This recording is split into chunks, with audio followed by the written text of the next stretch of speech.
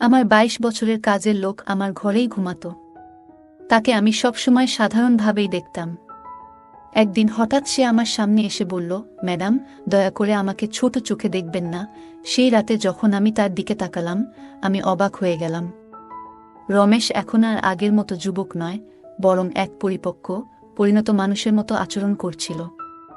আমি তাকে অনেকক্ষণ ধরে ডাকছিলাম, কিন্তু তার কোনো সাড়া পাচ্ছিলাম না। তাকে খুঁজতে খুঁজতে আমি তার ঘরে গেলাম। সেখানে দেখলাম রমেশ মাত্রই স্নান সেরে বাথরুম থেকে বেরিয়ে এসেছে। তার গায়ে তখনও শার্ট ছিল না। আমি প্রথমবারের মতো তাকে এমনভাবে দেখলাম। রমেশের শরীর ছিল খুব শক্তিশালী, যেন কোনো যোদ্ধার মতো। আমি অবাক হয়ে তাকিয়ে রইলাম। বহু বছর পর আমি কোনো যুবককে এভাবে দেখলাম। আমি এক দৃষ্টিতে তাকিয়েছিলাম, তারপর আমি রমেশকে। আমার নাম প্রিয়া। আমি ৩৮ বছরের হলেও আমি আমার শরীরের অনেক যত্ন নিতাম, তাই আমার বয়স বেশি মনে হতো না। বন্ধুরা, আজকের গল্পটি অনেক বেশি স্পেশাল, তাই কেউ মিস করো না। আর দয়া করে গল্পগুলো ভালো লাগলে ভিডিওটি লাইক, শেয়ার এবং চ্যানেলটি সাবস্ক্রাইব করো প্লিজ। যখন থেকে রমেশ আমার বাড়িতে এসে থাকতে শুরু করলো, আমার জীবনে কিছু পরিবর্তন আসতে লাগলো। প্রথমে আমি ভেবেছিলাম রমেশ ছোট, সে কিছু বুঝতে পারবে না। কিন্তু ধীরে ধীরে তার আসল চরিত্র আমার সামনে আসতে লাগল। আমি কখনো ভাবতেও পারিনি যে ২২ বছরের একটি ছেলে আমার মতো ৩৮ বছরের একজন মহিলার জীবনে এমন আনন্দ বয়ে আনবে। রমেশ ২২ বছরের তরুণ, যাকে আমি গ্রামের বাড়ি থেকে আমার বাড়িতে কাজের জন্য নিয়ে এসেছিলাম। আমার বাড়িতে শুধু আমি আর আমার ১ বছরের সন্তান ছিল। যখন আমি কাজে যেতাম, রমেশ আমার সন্তানের যত্ন নিত এবং সে আমার বাড়িতেই থাকত। আমি বিয়ে না করেই মা হয়েছিলাম। আমার প্রেমিক আমাকে বিয়ের প্রতিশ্রুতি দিয়ে আমার সঙ্গে প্রেমের অভিনয় করেছিল। যখন আমি গর্ভবতী হয়ে গেলাম, আমি তার বাড়িতে গেলাম এবং সেখানে গিয়ে দেখি যে তার বিয়ে হচ্ছে। সে আমার সঙ্গে প্রেমের অভিনয় করেছিল, কিন্তু শেষমেশ অন্য একটি মেয়েকে বিয়ে করে ফেলেছিল। আমার গর্ভে যে সন্তান ছিল, তাকে নষ্ট করার ইচ্ছে আমার হয়নি। যখন আমি ভাবলাম গর্ভপাত করাবো, তখনও অনেক দেরি হয়ে গিয়েছিল, কারণ আমি তখন প্রায় ৫ মাসের গর্ভবতী ছিলাম।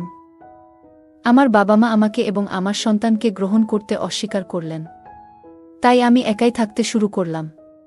কিছু মাস আগে আমি আমার গ্রামের বাড়ি গিয়েছিলাম আমার দাদার ৯০তম জন্মদিন উদযাপন করতে।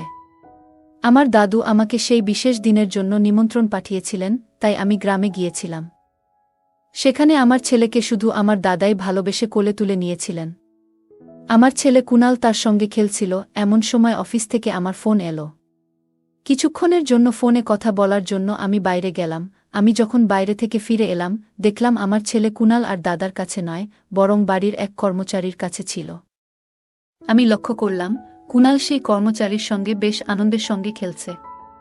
আমি আমার সন্তানকে তার কাছ থেকে নিয়ে চলে যাওয়ার প্রস্তুতি নিচ্ছিলাম, তখনই সেই কর্মচারী আমাকে থামিয়ে বলল, ম্যাডাম, আমাকে একটু সাহায্য করবেন?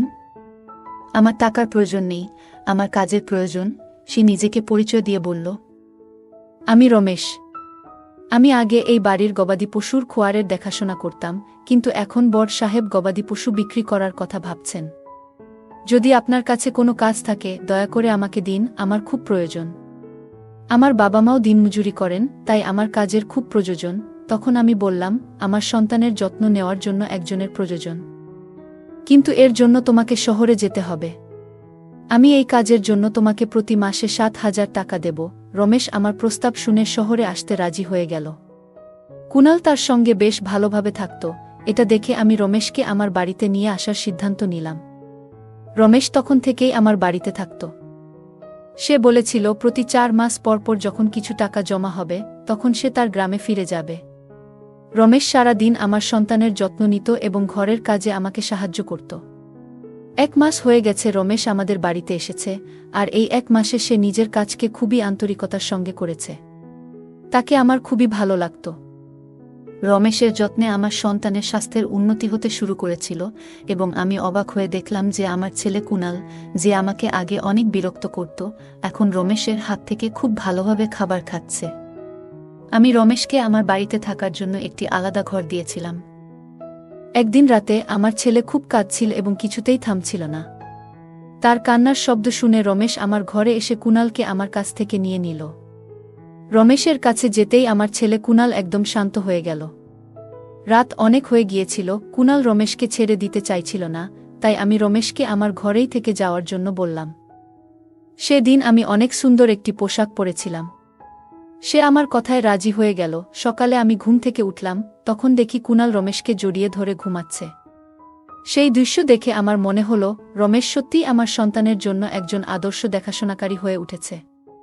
সেই রাতের পর থেকে রমেশ কুনালের জন্য আমার ঘরেই থাকতে শুরু করল। রমেশ আসার পর সবকিছু ঠিকঠাক চলছিল, আর তার কাজের প্রতি আন্তরিকতা দেখে আমি বেশ খুশি ছিলাম। ছুটির দিনে আমি রমেশকে নিয়ে শপিং মলে গেলাম। সেখানে আমি তার জন্য সুন্দর কিছু পোশাক কিনলাম এবং সেলুনে গিয়ে তার নতুন হেয়ার স্টাইল করিয়ে দিলাম। রমেশ দেখতে ভালো ছিল, কিন্তু সে সবসময় খুব সাধারণভাবে থাকত। সেদিন আমি তার পুরো লুকটাই বদলে দিয়েছিলাম। নতুন রূপে রমেশকে দেখে আমি নিজেই বিশ্বাস করতে পারছিলাম না যে কাল পর্যন্ত যে একজন সাধারণ কর্মচারী ছিল, সে এতটা স্মার্ট এবং আকর্ষণীয় লাগতে পারে। শপিং মল থেকে আমরা যখন বাড়ি ফিরলাম, কুনাল ঘুমিয়ে পড়েছিল। আমি তাকে তার ঘরে নিয়ে বিছানায় শুইয়ে দিলাম এবং পানি আনতে বাইরে যেতে লাগলাম। ঠিক তখনই রমেশ আমার জন্য পানি নিয়ে এলো। আমি পানি খেয়ে গ্লাসটা রেখে দিলাম, আর লক্ষ্য করলাম রমেশ আমাকে তখন থেকেই এক দৃষ্টিতে দেখছিল। হঠাৎ করেই সে আমাকে আলতো করে জড়িয়ে ধরল। অনেক বছর পর কোনো পুরুষের আলিঙ্গন পেলাম, আমি অবাক হয়ে তাকে দূরে সরিয়ে দিলাম। তখন রমেশ বলল, ম্যাডাম, আজ আপনার জন্যই আমি প্রথমবারের মতো নিজেকে ভালোবাসতে শিখেছি। জীবন সত্যিই সুন্দর, শুধু সেটাকে কিভাবে উপভোগ করতে হয় তা জানা দরকার। আজ আপনি আমাকে সম্পূর্ণ বদলে দিয়ে আমার উপর অনেক বড় অনুগ্রহ করেছেন। সত্যিই আমি এখন অনেক ভালো লাগছি। রমেশের মুখে সেই আনন্দের হাসি দেখে আমিও খুশি হয়ে গেলাম, কারণ কোনো গরিবের উপকার করতে আমার অনেক ভালো লাগে। পরের দিন থেকেই রমেশ খুব পরিপাটি ও সুশৃঙ্খলভাবে থাকতে শুরু করল। সে মাত্র 22 বছরের হলেও গ্রামের ছেলে হওয়ার কারণে তার শারীরিক গঠন ছিল মজবুত। সে প্রতিদিন বাড়িতেই শরীরচর্চা করত, আর তার উচ্চতাও বেশ ভালো ছিল। একদিন আমি তার পড়াশোনা সম্পর্কে জানতে চাইলে সে বলল, এখন আর তার পড়াশোনায় মন নেই। প্রতিদিন সকালে অফিসে যাওয়ার আগে আমি আমার সন্তানের প্রতি ভালোবাসা প্রকাশ করতাম। আজ সকালে অফিসে যাওয়ার আগে যখন আমি আমার ছেলে কুনালকে আদর করতে গেলাম, দেখি সে রমেশের কোলে বসে আছে।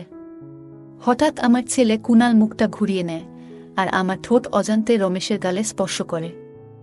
আমি কিছুটা অপ্রস্তুত হয়ে পড়েছিলাম এবং দ্রুত রমেশের কাছে ক্ষমা চাইলাম। ঘটনাটি আমাকে অস্বস্তিতে ফেলে দিলেও রমেশ বিষয়টি সহজভাবে গ্রহণ করল। আমি তখন রমেশের কাছে ক্ষমা চেয়ে অফিসে চলে গেলাম। সন্ধ্যায় যখন বাড়ি ফিরলাম, তখনও আমি রমেশের চোখে চোখ রাখতে পারছিলাম না। রমেশ কুনালকে খাইয়ে ঘুম পাড়িয়ে দিয়েছিল, তারপর আমরা একসঙ্গে রাতের খাবার খেয়ে নিলাম। খাওয়ার পর আমি আমার ঘরে গিয়ে ওষুধ খেতে লাগলাম, কারণ আমার মাইগ্রেনের সমস্যা ছিল। ওষুধ খাওয়ার পরও আমার মাথার ব্যথা কমছিল না, তাই আমি মাথা ধরে বসেছিলাম। কিছুক্ষণ পর রমেশ ঘরে এলো।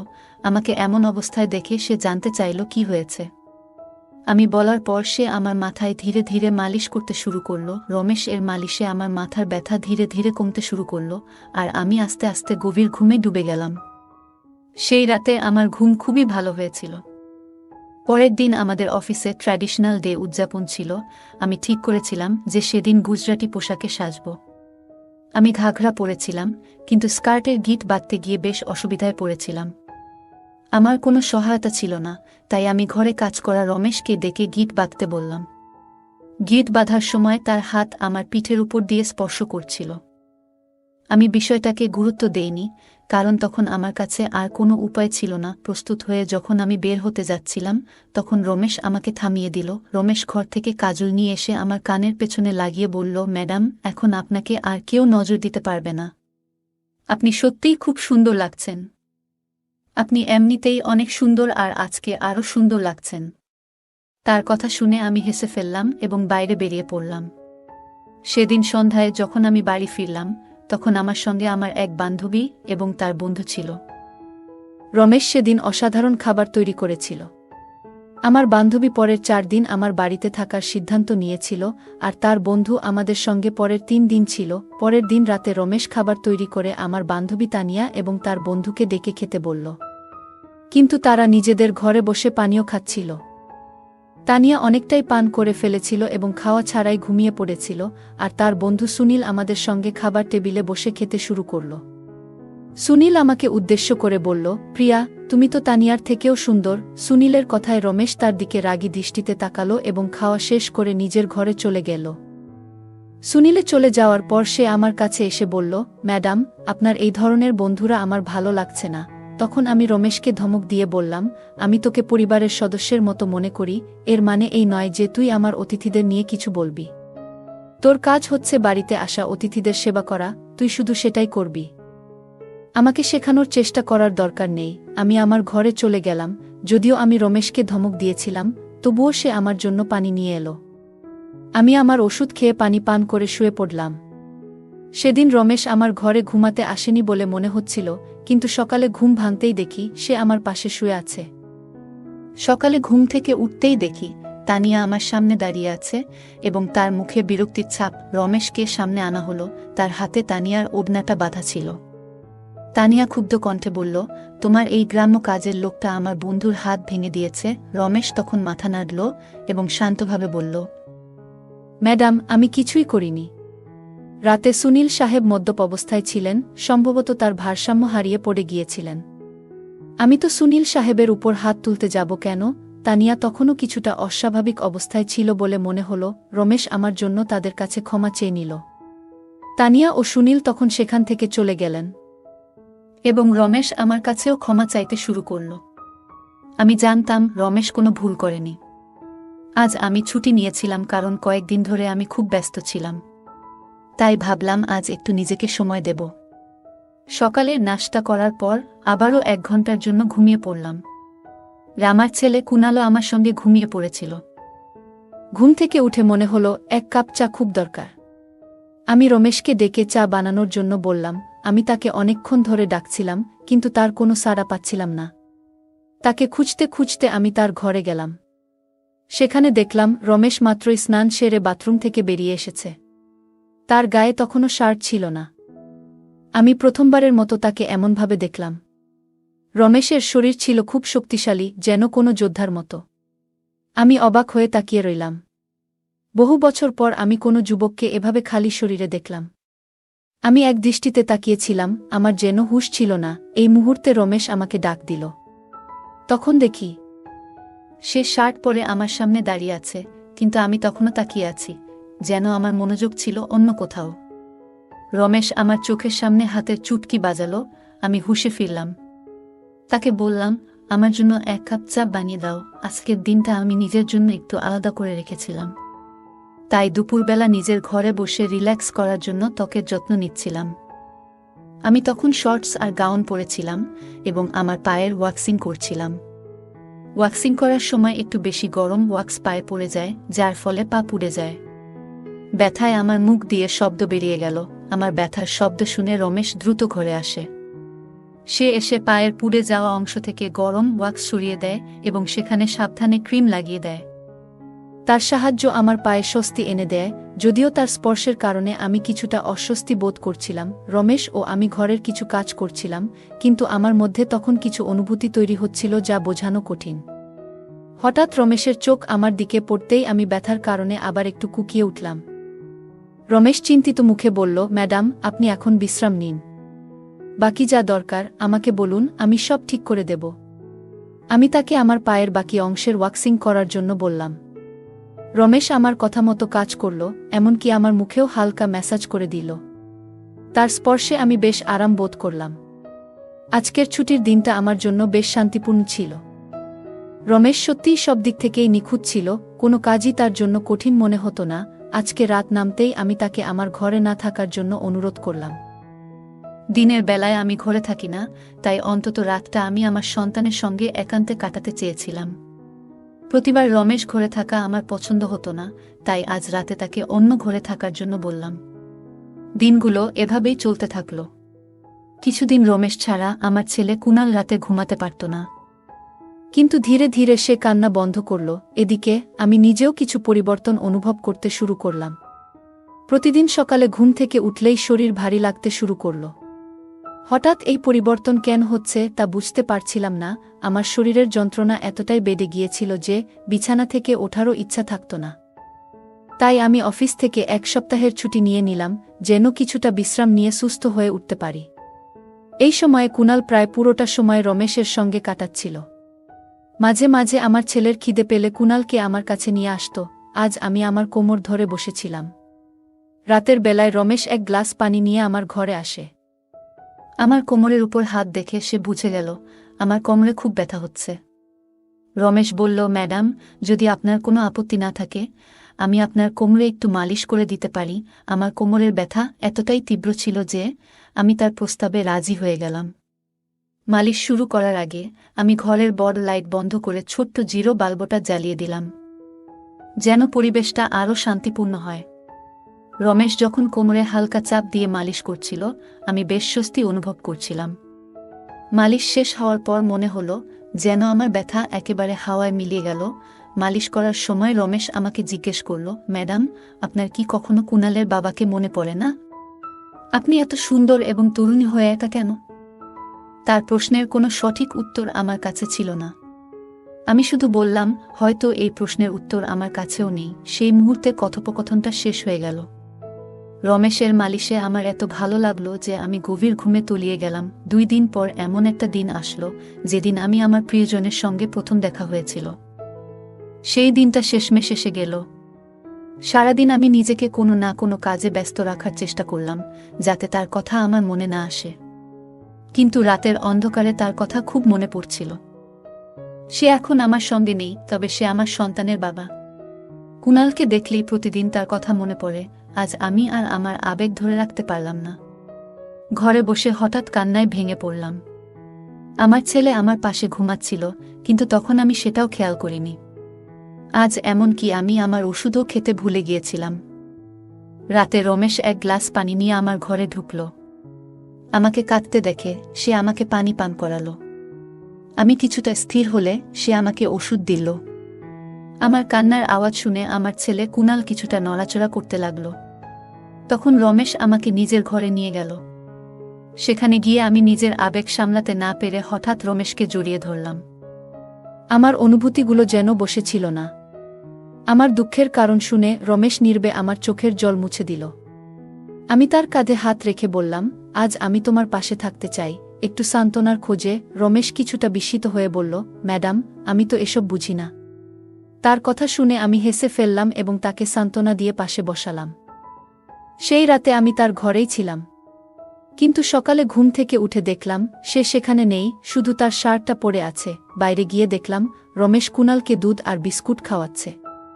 আমি আমার ছেলের কথা ভুলে গিয়েছিলাম, কিন্তু রমেশ ভোলেনি। সে আমাদের দুজনকেই খুশি রেখেছিল। রাতের ক্লান্তির কারণে আমি সকালে বেশ দেরি করে উঠেছিলাম।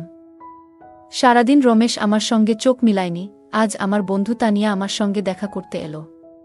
সে রমেশের দিকে একবারও তাকায়নি। রমেশ এসে তাকে পানি দিল এবং তারপর চুপচাপ ঘর থেকে বেরিয়ে গেল। কিছুক্ষণ কথা বলার পর তানিয়া চলে যাওয়ার জন্য তৈরি হল। যাওয়ার সময় সে বলল, যত দ্রুত সম্ভব তোমার কাজের ছেলেটাকে এখান থেকে বিদায় করে দাও। বাইরে থেকে যতটা সরল মনে হয় সে আসলে ততটা সরল নয়। তানিয়ার কথাটা আমি তেমন গুরুত্ব দিলাম না। রোজকার মতোই রাতের খাবার শেষে রমেশ আমার ঘরে 1 গ্লাস পানি নিয়ে এলো। সে কুণালকে ঘুম পাড়িয়ে দিয়েছিল। আজ কুণাল হলঘরে দোলনায় ঘুমাচ্ছিল আর রমেশ তার দেখভাল করছিল। আমি ঘরের লাইট বন্ধ করে ঘুমিয়ে পড়লাম। কিছুক্ষণ পরে কুণাল কাদার শব্দে আমার ঘুম ভাঙল। আমি উঠতে যাচ্ছিলাম, তখনই তার কান্নার আওয়াজ হঠাৎ থেমে গেল। তারপর আমি আমার ঘরের দরজা খোলার একটা শব্দ শুনতে পেলাম। আমি চুপচাপ লক্ষ্য করছিলাম। রমেশ আমার ঘরে ঢুকল। সে ধীরে ধীরে আমার কাছে এসে দেখার চেষ্টা করছিল আমি ঘুমিয়ে আছি কিনা। এরপর সে আমার মোবাইলটা তুলে নিল। তার এই কার্যকলাপ দেখে আমি দ্রুত লাইট জ্বালিয়ে দিলাম। আমাকে জেগে থাকতে দেখে রমেশ হতভম্ব হয়ে গেল। আমি তার হাত থেকে মোবাইলটা কেড়ে নিলাম এবং জিজ্ঞেস করলাম, রমেশ, এ কি করছো? এত রাতে তুমি এখানে কি করছো? সে কিছু না বলেই চলে যাওয়ার চেষ্টা করল, কিন্তু আমি তাকে এত সহজে ছেড়ে দেওয়ার ইচ্ছা করিনি। আমি তাকে তার সেই ভিডিও দেখালাম যেখানে তানিয়া একদিন এসে আমাকে একটা ভিডিও দেখালো যেটা তার বয়ফ্রেন্ড সুনীলের সঙ্গে রমেশের মারপিটের দৃশ্য ছিল। সেদিন সুনীল এর মোবাইলের ক্যামেরা ভুলবশত চালু ছিল এবং সেই ঘটনাটা পুরোপুরি রেকর্ড হয়ে যায়। সেই ভিডিও দেখার পর থেকেই আমি রমেশের উপর নজর রাখছিলাম। আমি রমেশকে ডেকে বললাম, রমেশ, তুমি মিথ্যে কেন বললে? কেন সুনীল এর উপর হাত তুলেছিলে? রমেশ একটু থেমে বলল, যে কেউ আপনাকে ক্ষতি করার চেষ্টা করবে তার সঙ্গে আমি এমনই করব। ম্যাডাম, সেদিন রাতে সুনীল মদ্যপ অবস্থায় আপনার ঘরে ঢুকেছিল আর সে আপনার সাথে খারাপ ব্যবহার করতে চেষ্টা করছিল। এজন্যই আমি তার উপর হাত তুলেছিলাম। রমেশের কথা শুনে আমি অবাক হয়ে বললাম। আমি বললাম, ঠিক আছে, আমি তোমার কথা মেনে নিচ্ছি, কিন্তু তুমি আমার পানিতে ঘুমের ওষুধ কেন মেশাচ্ছিলে? আজ আমি নিজেই দেখেছি তুমি আমার পানিতে ওষুধ মিশিয়েছিলে। তোমার নজর আমার উপর ছিল, আর যেটা তুমি চেয়েছিলে সেটা আমি তোমাকে দিয়েছি। এখন তোমার কাজ শেষ, তুমি তোমার গ্রামে ফিরে যাও। আমার কথা শুনে রমেশ বলল, ম্যাডাম, আপনি যা ভাবছেন সেটা মোটেও ঠিক নয়। গত রাতে আমি কিছুই ভুল করিনি। হ্যাঁ, আমি আপনার পানিতে ঘুমের ওষুধ মেশাই যাতে আপনি ঘুমিয়ে পড়েন, কিন্তু আমি আপনার সঙ্গে কিছুই করতে চাইনি। কয়েকদিন আগে রাতে আমি আপনাকে ফোনে কথা বলতে দেখেছিলাম। আমি বুঝতে পেরেছিলাম আপনি আবারও আপনার সেই প্রেমিকের সঙ্গে দেখা করার পরিকল্পনা করছেন, এবং সেই দেখা আপনার নিজের বাড়িতেই হওয়ার কথা ছিল। আমি এটা আটকাতে চেয়েছিলাম, কারণ সেই ব্যক্তি এখনও আপনাকে প্রতারণা করছে। সে আপনাকে মিথ্যে কথা বলছে, সে আপনাকে ধোঁকা দিচ্ছে, আর তার লক্ষ্য আপনার সন্তানকে আপনার কাছ থেকে দূরে নিয়ে যাওয়া। তার স্ত্রী সন্তান ধারণ করতে পারে না, তাই সে আপনার কাছাকাছি আসতে চাচ্ছে। সে তার স্ত্রীকে তালাক দেয়নি, আর এসব কথাই সে আপনাকে গোপন করেছে। আমি বিস্মিত হয়ে রমেশকে জিজ্ঞেস করলাম, রমেশ, তুমি এসব জানলে কিভাবে? তুমি কে? এসব তথ্য তুমি পেলে কোথা থেকে? রমেশ উত্তরে বলল, আপনার বাবা সাহেব আমাকে আপনার ছবি দেখিয়েছিলেন। রমেশ বলল, প্রথমবার আপনাকে দেখে খুব ভালো লেগেছিল, কিন্তু আপনার বাবা সাহেব বলেছিলেন যে আপনি বিয়ে করতে চান না। তখনই আমরা দুজনে মিলে একটা পরিকল্পনা করি, আপনার জীবনে জায়গা করে নেওয়ার জন্য আমি এখানে এসেছিলাম। তবে এখানে আসার পর দেখলাম অনেকেই আপনাকে ভুল উদ্দেশ্যে কাছে টানতে চাইছে। তখন থেকেই আমি আপনার সুরক্ষা করা শুরু করি। রমেশ আসলে 22 বছর বয়সী ছিল না। আমার প্রথম সন্দেহ ঠিকই ছিল। সে 30 বছর বয়সী এবং একটি ভালো চাকরি করত। আমার ভালোবাসা জয় করতে সে এত চেষ্টা করেছিল। রমেশ যা বলেছিল সবই সত্যি ছিল। সে আমার প্রেমিক সম্পর্কে যা কিছু বলেছিল তার সবকিছুই সঠিক প্রমাণিত হয়েছে। রমেশের মতো একজন সৎ জীবনসঙ্গী এবং আমার সন্তানের জন্য একজন দায়িত্বশীল বাবা পাওয়া আমার জন্য সত্যিই বড় সৌভাগ্যের ব্যাপার। আমি আমার পুরনো প্রেমিকের প্রতারণা থেকে বেঁচে গেছি। আজ আমি রমেশ, যার আসল নাম বিজয়, তার সঙ্গে খুব সুখী। সে আমাকে এবং আমার সন্তানকে অনেক ভালোবাসে। আমার বাবা সাহেবের কারণেই আজ আমি আমার নতুন পরিবার শুরু করতে পেরেছি। রমেশের মতো একজন জীবনসঙ্গী পাওয়া আমার জন্য সত্যিই আশীর্বাদ। বন্ধুরা, যারা সত্যিকারের ভালোবাসে তারা কখনো কোনো কঠিন সময়ে আপনাকে ছেড়ে যাবে না। সম্পর্ক টিকিয়ে রাখার জন্য কোনো কারণের প্রয়োজন হয় না, কিন্তু সম্পর্ক ভাঙার জন্য একটা অজুহাতই যথেষ্ট। এই ছিল আজকের আমাদের ছোট্ট গল্প। গল্পটা কেমন লাগলো জানাতে ভুলবে না। আরও মজার মজার রোমান্টিক গল্প শুনতে চাইলে ভিডিওটি লাইক, শেয়ার এবং চ্যানেলটি সাবস্ক্রাইব করতে এবং বেল আইকনটি ক্লিক করতে ভুলবে না। ধন্যবাদ।